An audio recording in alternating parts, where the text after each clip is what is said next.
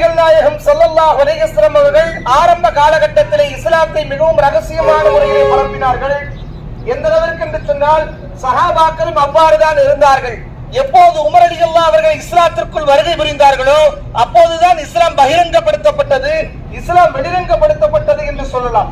பெருமானார் ஸல்லல்லாஹு அலைஹி வஸல்லம் அவர்கள் ஆரம்ப காலகட்டத்திலும் அதே போன்ற சஹாபாக்களோடு ஒரு குறிப்பிட்ட எண்ணிக்கையில் பயணித்துக் கொண்டிருக்கும் போது அல்லாஹ் தஆலா ஏதாவது ஒரு தருணத்திலே பெருமானார் ஸல்லல்லாஹு அலைஹி வஸல்லம் அவர்கள் இவ்வாறாக துஆ செய்து கொண்டே இருந்தார்கள். யா அல்லாஹ், இந்த இஸ்லாத்திற்காக அபூ ஜஹலையோ அல்லது உமரையோ நீ இஸ்லாத்திற்கு கொண்டு வர வேண்டும், இஸ்லாத்திற்குள் வர வேண்டும் என்பதாக நபி ஸல்லல்லாஹு அலைஹி வஸல்லம் அவர்கள் துஆ செய்தார்கள். அபூ ஜஹல் அவர் படுத்திருக்கக்கூடிய முறை எப்படி இருந்தது? பள்ளியில் படுத்து உறங்கிக் கொண்டிருந்தார். அவர் படுத்திருக்கக்கூடிய முறை எப்படி இருந்துச்சு? குப்புறப்படுத்திருந்தார். உமர் ரலியல்லாஹு அவர்கள் படுத்திருந்த முறை வலது பக்கமாக கை வைத்து படுத்திருந்தார்கள். அல்லாஹ் அவர்களை தேர்ந்தெடுத்துக் கொண்டார். மலக்குகளும் அதைதான் சொல்வார்கள். உமர் ரலியல்லாஹு அவர்கள் வலது பக்கமாக படுத்திருந்த காரணத்தினால், இன்னும் உமர் ரலியல்லாஹு அவர்கள் நேர்மையாக இருந்த காரணத்தினால் அல்லாஹ் அவர்களை கபூல் செய்து கொண்டான் என்பதாக சொல்வார்கள். அந்த உமர் ரலியல்லாஹு அவர்கள் வந்ததற்கு பின்னால் தான் இஸ்லாம் மிக பிரபல்யமான முறையிலே மிகவும் பகிரங்கப்படுத்தப்பட்டது. அப்ப பெருமானார் ஸல்லல்லாஹு அலைஹி வஸல்லம் அவர்கள் மக்காவிலிருந்து மதீனாவுக்கு போகணும். அதுல குறிப்பிடத்தக்க சஹாபாக்கள் எல்லாம் என்னங்க, அவங்களுடைய ஈமானையும் அவர்களுடைய உயிரையும் காப்பாற்றிக் கொள்ள வேண்டும் என்பதற்காக ஹிஜ்ரத்தினுடைய பயணத்தை மேற்கொள்கிறார்கள். மக்காவிலிருந்து மதீனாவுக்கு போகக்கூடிய ஹிஜ்ரத்தினுடைய பயணம். இந்த பயணம் அல்லாஹ்வுடைய உத்தரவுக்கு இணங்க முஹாஜிரீன்களாக, அதாவது ஹிஜ்ரத் செய்து போகக்கூடியவர்கள் என்னன்னு சொல்லுவாங்க, முஹாஜிரீன்கள் என்பதாக சொல்வார்கள். அப்ப முஹாஜிரீன்களாக நீங்கள் போக வேண்டும் என்பதை அல்லாஹ் தஆலா முதலாக நபி ஸல்லல்லாஹு அலைஹி வஸல்லம் அவர்களுக்கு ஒரு ரகசியமான ஒரு கட்டளையாக அல்லாஹ் வைத்திருந்தார். அதை முதலாக யாரிடத்துல போய் சொன்னாங்க அப்படின்னா, தன்னுடைய அன்பு தோழராக இருக்கக்கூடிய அபூபக்கர் சித்திக் ரலியல்லாஹு தஆலா அன்ஹு அவர்களிடத்துல போய் சொல்றாங்க, இது மாதிரி அல்லாஹ்வுடைய உத்தரவு வர இருக்கிறது, மக்காவிலிருந்து மதீனாவிற்கு புலம்பெயர்ந்து போக வேண்டும், ஹிஜ்ரத்துடைய பயணத்தை நீங்கள் மேற்கொள்ள வேண்டும், எனவே நீங்கள் தயாரான சூழ்நிலையில் இருங்க அப்படின்னு சொல்லி பெருமானார் ஸல்லல்லாஹு அலைஹி வஸல்லம் அவர்கள் அபூபக்கர் சித்திக் அவர்களை பார்த்து சொல்லிவிட்டார்கள். மற்ற சஹாபாக்களுக்கெல்லாம் நீங்கள் 10 நபர்களாக ஒவ்வொரு குழுக்களாக நீங்கள் புறப்பட்டு போகக்கூடிய சூழ்நிலைகள் உருவாகும். அதனால அல்லாஹ்வுடைய கட்டளைக்கு இணங்க நீங்கள் பொறுமையாக இருங்கள், காத்திருங்கள் என்ற விஷயத்தை முன்கூட்டியே அறிவிப்பு செய்து விட்டார்கள். ஒரு இரவுனுடைய நேரம், ஒரு தஹஜ்ஜத்துடைய நேரம் அல்லாஹ்வுடைய உத்தரவு வருது, மக்காவிலிருந்து நீங்க மதீனாவுக்கு போகணும். என்ன விஷயமாக? உங்களுடைய உயிர்களை பாதுகாத்துக் கொள்ள வேண்டும், அதே போன்று உங்களுடைய ஈமானை பாதுகாத்துக் கொள்ள வேண்டும். ஏனென்று சொன்னால் ஈமானும் உயிரும் மிக முக்கியமான ஒரு விஷயம். ஈமான் இருந்தால்தான், அவர்களிடத்தில் இருக்கக்கூடிய ஈமான் இருந்தால்தான் அந்த ஈமானையும் உயிரையும் வைத்து இன்னும் பல சஹாபாக்களை உருவாக்கலாம், இன்னும் பல முஸ்லிம்களை உருவாக்கலாம். எனவே இங்க இருக்கக்கூடிய குஃபார்கள் மிகவும் ஒரு கடுமையான சூழ்நிலையில் இருக்கிறார்கள், கொல்லக்கூடிய சூழ்நிலையில் இருக்கிறார்கள். பெருமானார் ஸல்லல்லாஹு அலைஹி வஸல்லம் அவருடைய தலைக்கு 100 ஒட்டகங்கள் விதிக்கப்படுகிறது. யார் பெருமானாருடைய தலையை கொண்டு வருகிறார்களோ, யார் அபூபக்கர் சித்திக் ரலியல்லாஹு அவர்களுடைய தலையை கொண்டு வருகிறார்களோ அவர்களுக்கு 100 ஒட்டகம் என்பதாக விதிக்கப்படுகிறது. அப்ப அந்த மாதிரி ஒரு இக்கட்டான சூழ்நிலைகளுக்கு மத்தியிலே ரகசியமான முறையிலே இரவுனுடைய நேரத்திலே, தஹஜ்ஜுடைய நேரத்திலே பெருமானார் ஸல்லல்லாஹு அலைஹி வஸல்லம் அவங்க போறாங்க. போய் அபூபக்கர் சித்திக் அவங்களை போய் பார்க்கறாங்க. அவங்களுடைய வீடு திறந்து வச்சிருக்காங்க.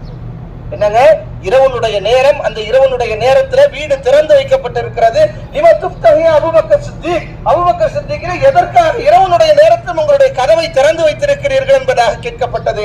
அப்ப அபூபக்கர் சித்திக் அவர்கள் சொன்னார்கள், யா ரசூலுல்லாஹ், அல்லாஹ்வுடைய உத்தரவு எப்போது வரும் என்று சொன்னீர்களோ உங்களுக்காகவும் அல்லாஹ்வுக்கும் அல்லாஹ்வுடைய ரசூலுக்காகவும் என்னுடைய கதவை நான் திறந்தே வைத்திருக்கிறேன் யா ரசூலுல்லாஹ், நான் மூடவில்லை என்று நீங்கள் சொன்னீர்களோ அன்றிலிருந்து என்னுடைய கதவை மூடவில்லை யா ரசூலுல்லாஹ், எந்த சூழ்நிலையில் நீங்கள் வருவீர்கள் கண்டிப்பாக இந்த கதவு திறந்தே இருக்கட்டும் என்று சொல்லி அன்று திறந்ததுதான் என்னுடைய கதவு. உங்களுக்காகவும் உங்களுடைய அல்லாஹ்வுக்கும் அல்லாஹ்வுடைய ரசூலுக்காகவும் நான் திறந்து வைத்திருக்கிறேன் யா ரசூலுல்லாஹ் என்று சொல்லி பெருமானார் ஸல்லல்லாஹு அலைஹி வஸல்லம் அவர்களோடு புறப்படுறாங்க.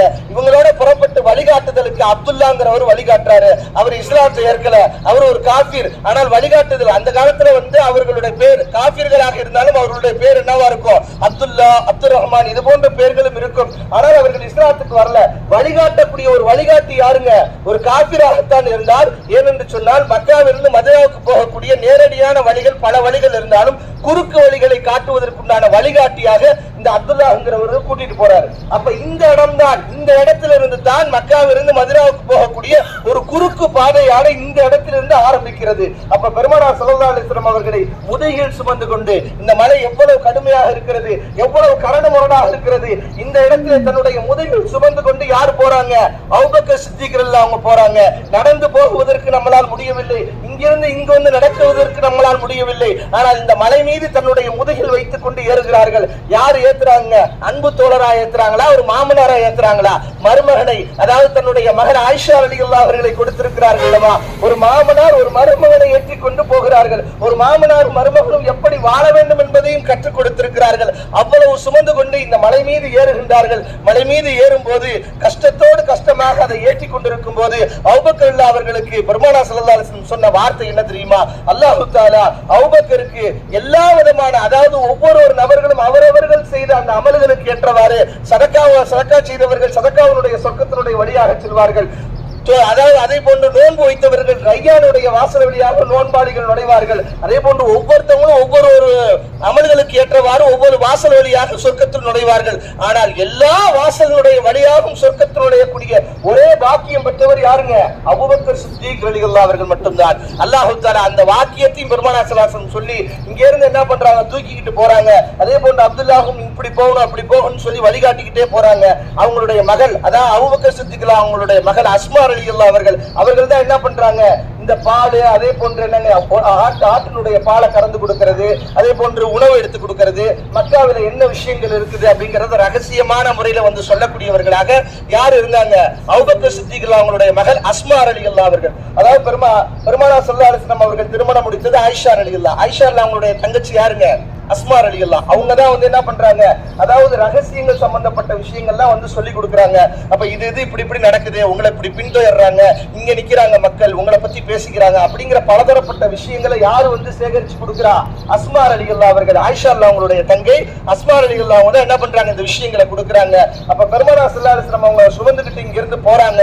போய் ஒரு குகை மாதிரி இருக்குது, ஒரு சின்ன ஒரு குகை. அந்த குகையில பாத்தீங்கன்னு சொன்னா 3 நபர்கள்லாம் தங்க முடியாது, 2 நபர்கள் தான் தங்க முடியும். ஏன்னா 2 நபர்கள் தங்கக்கூடிய இடமாக அல்லாஹ் ஆக்கி வைத்திருந்தார். அதுல யார் இருக்க வேண்டும் என்பதையும் அல்லாஹ் முடிவு செய்து வைத்திருந்தார். அதனால்தான் அல்லாஹும் அல்லாஹுடைய ரசூலும் அல்லாஹுடைய ரசூலுடைய அன்பு தோழர் அபூபக்கர் சித்திக் அவர்கள் மட்டும் உள்ள இருக்கிறாங்க. 2 பேர் இருக்கிறாங்க. 2 பேர் இருக்கக்கூடிய அளவுக்கு இருக்குது. அப்ப காபிர்கள் நகர்ந்து வந்துடுறாங்க. கால அச்சுக்களை கண்டுபிடிச்சு என்ன பண்ணிடுறாங்க? நகர்ந்து வந்துடுறாங்க. வந்து கண்டுபிடிச்சு வரக்கூடிய ஒரு சூழ்நிலையில கரெக்டா மேல் தட்டு கீழே வந்து குனிஞ்சு பார்த்தா என்னங்க? அபூபக்கர் சித்திக் அவர்களும் பெருமானார் ஸல்லல்லாஹு அலைஹி வஸல்லம் அவர்களும் தெரிந்து விடுவார்கள். அவருடைய கால் தெரிகிறதா? மேல நின்றுகிட்டு இருக்கிறவங்களுடைய காலு குஃபார்களுடைய காரு, அந்த கால் வந்து தெரியுதா? இங்க பார்த்துட்டு பெருமானார் ஸல்லல்லாஹு அலைஹி வஸல்லம் அவங்கள்ட்ட அபூபக்கர் சித்திக் அவங்க கவலையோட சொல்றாங்க, யாரும் சொல்ல உங்களை கொண்டுட்டாங்கன்னா இஸ்லாம் அழிந்து விடுமே அப்படின்ற அந்த பயத்தோட என்ன பண்றாங்க? அந்த பயத்தை வெளிப்படுத்துறாங்க. அப்ப பெருமானார் ஸல்லல்லாஹு அலைஹி வஸல்லம் சொல்றாங்க, லா தஹஸன் இன்னல்லாஹ் மஅனா, நீங்க கவலைப்படாதீங்க, அல்லாஹ் நம்மோட இருக்கிறான். இந்த வார்த்தையை தான் அல்லாஹ் திருக்குர்ஆனிலே சொல்கிறான். நீங்கள் அந்த குகையில் இருக்கும்போது ஒரு வார்த்தையை சொன்னீர்கள், லா தஹஸன் இன்னல்லாஹ் மஅனா, நீங்க கவலைப்படாதீங்க, அல்லாஹ் நம்மோடு இருக்கிறான் என்ற வார்த்தையை சொன்னீர்களே. யார் யாரெல்லாம் இந்த உலகத்துல நம்பிக்கை இழந்திருக்கிறாங்களோ, அல்லாஹ் மீது யார் நம்பிக்கை வைத்திருக்கிறார்களோ அவர்களுக்கும் இப்படித்தான் நாம் பாதுகாத்து கொடுப்போம், அவர்களையும் வாழ்க்கையில் இப்படித்தான் வெற்றி பெற செய்வோம் என்பதாக அல்லாஹ் குர்ஆன்ல சொல்றான். அப்ப அந்த வார்த்தையை சொல்லி உட்கார்ந்து இருக்கிறாங்க. அந்த சூழ்நிலையில அந்த 2 காபிர்கள் பேசிக்கிறாங்க, எப்பா எக்ஸாக்ட்டா கண்டுபிடிச்சு என்ன பண்ணிட்டோம்? வந்துட்டோம். முகமது இங்கதான் இருக்கணும், முகமது அபூபக்கர் இங்கதான் இருக்கணும், முகமது இங்கதான் இருக்கணும், நம்ம தேடி வந்த முகமது இங்கதான் இருக்கணும்.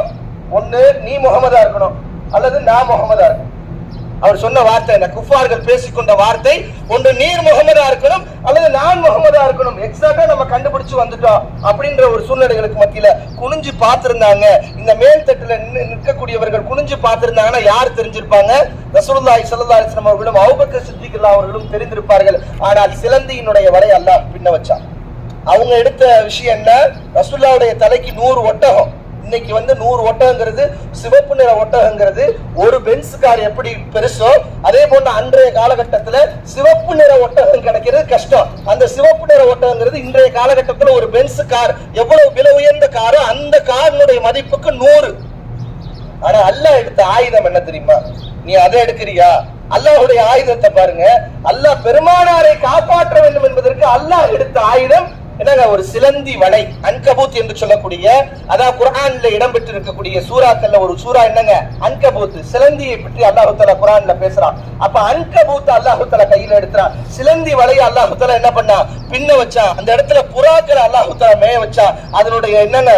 மனிதர்கள் இருக்கக்கூடிய இடத்துல எதா இருக்காதுங்க? சிலந்தி வலைகள் இருக்காது, உள்ளுக்குள்ள போயிருக்கக்கூடிய ஒரு சூழ்நிலைகள் வராதுன்னு சொல்லிட்டு இந்த சிலந்தி வலையெல்லாம் மேலோட்டமாக பார்த்துட்டு என்ன பண்ணிட்டாங்க?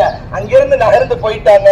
அதற்குள்ள பெருமானார் ஸல்லல்லாஹு அலைஹி வஸல்லம் அவர்களும் அபூபக்கர் சித்திக் ரலியல்லாஹு அவர்களையும் அல்லாஹ் தஆலா பாதுகாத்தான். பெருமானார் ஸல்லல்லாஹு அலைஹி வஸல்லம் அவர்கள் சொல்வார்கள், என்னுடைய வாழ்நாளிலே அப்படி ஒரு தண்ணீரை நான் அருந்தவில்லை, அப்படி ஒரு தண்ணீரை அல்லாஹ் தஆலா எனக்கு ஜிப்ரீல் அலைஹிஸ்ஸலாம் அவர்கள் மூலமாக கொடுத்தான். தண்ணீரை குடிச்சிட்டு இது சொர்க்கத்தினுடைய தண்ணீன்னு சொன்னாங்க. இந்த பாறைகளுக்கு மத்தியில தண்ணி ஊற்றே வராத அந்த இடத்துக்கு மத்தியில அல்லாஹ் ஜிப்ரீல் அலைஹிஸ்ஸலாம் அவர்களுடைய கட்டளைக்கிணங்க, அல்லாஹ்வுடைய கட்டளைக்கிணங்க ஜிப்ரீல் அலைஹிஸ்ஸலாம் அவர்கள் ஒரு ஊற்றை ஏற்படுத்தி அல்லாஹ் தஆலா தண்ணி கொடுத்தான். இந்த பாறையுடைய இடத்துல அல்லாஹ் தஆலா கற்பாறைகளுக்கு மத்தியிலையும் தண்ணீர் வரக்கூடிய பாக்கியத்தை அல்லாஹ் கொடுக்கிறானா, தான் நம்பியவர்களை அல்லாஹ் ஒருபோதும் கைவிட மாட்டான் என்பதற்கு இது ஒரு நிதர்சனமான ஒரு வரலாறு. அப்ப பெருமானார் ஸல்லல்லாஹு அலைஹி வஸல்லம் அவர்களும் அபூபக்கர் சித்திக் அவர்களும் அந்த குகையில இருக்கக்கூடிய சூழ்நிலைகளுக்கு மத்தியில பலதரப்பட்ட வரலாறுகள், பலதரப்பட்ட நிகழ்வுகள், அந்த நிகழ்வுகள்ல ஒரு அற்புதமான ஒரு நிகழ்வு என்னங்க, இந்த நிகழ்வு அது எப்படிப்பட்ட நிகழ்வுனா, பெருமானார் ஸல்லல்லாஹு அலைஹி வஸல்லம் அவர்கள் யாருடைய மடியில படுத்து உறங்குறாங்க? அபூபக்கர் சித்திக் அவங்களுடைய மடியில படுத்து உறங்குறாங்க. மாமனாருடைய மடியில மருமகர் படுத்து உறங்குறாங்க. நீண்ட நேரமா உறங்கிட்டு இருக்கிறாங்க. அந்த உறங்கிட்டு இருக்கக்கூடிய சூழ்நிலைகளுக்கு மத்தியில திடீர்னு என்ன பண்றாங்க, அவங்களுடைய கண்கள்ல இருந்து கண்ணீர் வருது. அபூபக்கர் சித்திக் ரலியல்லாஹு தஆலா அன்ஹு அவர்களுடைய கண்களில் இருந்து கண்ணீர் பெருமானாருடைய உடல் மீது படும்போது திடீர்னு எந்திரிக்கிறாங்க. எந்திரிச்சு லிம தபக்கியா அபூபக்கர் சித்திக், எதற்காக அழுகிறீர்கள் அபூபக்கர் சித்திக்னு கேட்கிறாங்க.